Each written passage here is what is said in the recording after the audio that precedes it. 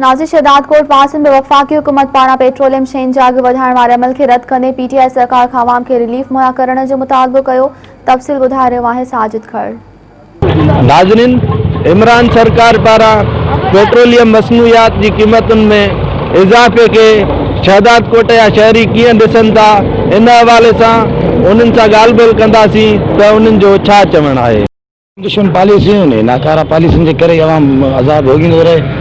Petrol सस्तो थिए हिकु त पाकिस्तान में मिले कोन थो, जो महांगो थो राति राति में समीर अची थी वञे, ओके थी थो वञे, उहे 25 रुपया 27 रुपया हिकु ॾींहुं राति में टेम में चढ़ी वञे पेट्रोल।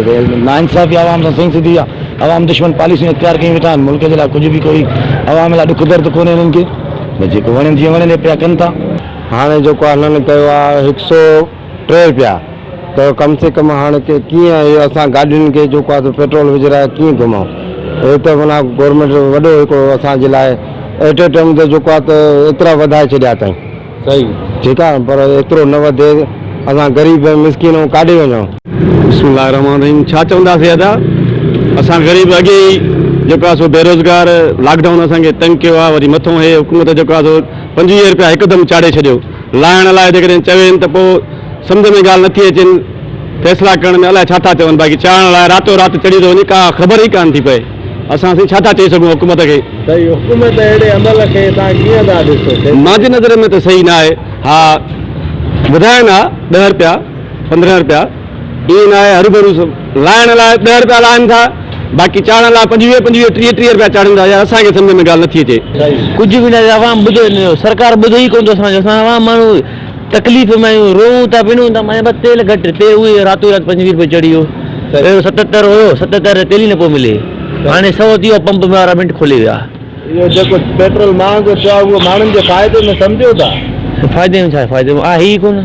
सही, नुक़सान में आहे। सही, ही वध में वधि अवाम दुश्मन आहे। ये सही ॻाल्हि त न आहे। हाणे पेट्रोल या डीज़ल, हाणे असां ग़रीबनि जो सीज़न आहे, है न। डीज़ल खे हे जो 105 रुपया कयो आहे, त इहो काॾों असां पूरा करे सघंदासीं। सही, हाणे ही गवर्नमेंट जो बदमाशी आहे, ख़ासि करे वज़ीर आज़म पाकिस्तान जो बदमाशी आहे, ग़रीब मिसकीन सां ज़ुल्म। बाबा पेट्रोल सस्तो हुयो, इहो ई पेट्रोल पंप बंदि हुया। हाणे पेट्रोल महांगो थियो आहे, सॼो शहदाद कोट खुली वियो आहे। शहदाद कोट न, ऑल पाकिस्तान खुली वियो आहे। सस्तो हुयो त पेट्रोल ॾियनि न पिया, हाणे महांगो कयो थो त हर को ॾिए थो। पेट्रोलियम जी क़ीमतुनि में इज़ाफ़े बाबति शहदाद कोट वासियुनि जा वीचार ॿुधा। कैमरामैन गुलाम अली मंगणार सां गॾु साजिद ज़मीर खरल, मेहरान टीवी न्यूज़, शहदाद कोट।